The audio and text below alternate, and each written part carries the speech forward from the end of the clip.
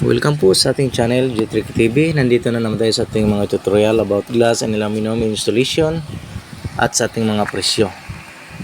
Ito po ang bago namin gawa. Ito po ang pepresyohan natin. Tingnan natin ang kagandahan ng jalousie window.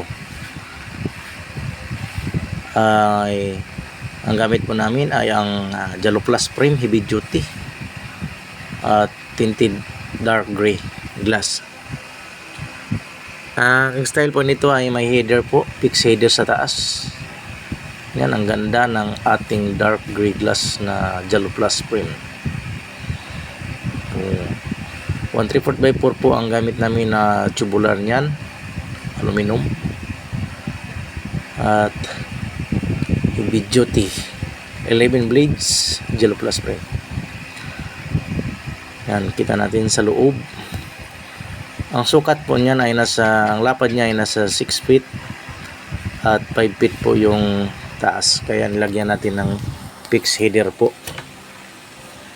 Yan po ang ating pepresyohan. Bali, 4 po to na 6 lahat na jalousie window ang install namin. Yan, makita natin.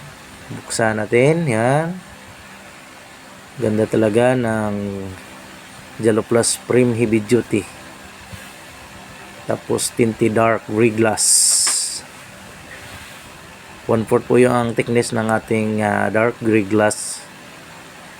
Yan, open po natin yan. Ganda po na may hamba na ganitong style po. Ito po ang ating pepresyohan ngayon, ang ganitong style. 6x5 po. Ang ganito pa rin ang presyo natin ay nasa 12,500 po ang presyo niyan. Kung wala pong hamba ay medyo hindi masyadong kamahalan kasi mahal po yung hamba na yan, aluminum po yan lahat. Yan, sinisilan na po nila. Yung presyo po ay kasama na po yan ang labor natin, installation. Wala na pong dagdag na babayaran po yan. Kaya kung sino pong gustong magpa-quotation na ganyan, pwedeng i-comment nyo sa comment section para masagot natin. Ilagyan nyo lang mga sukat sa length at sa height niya at klase na glass para mabigyan ko ng pre-quotation po.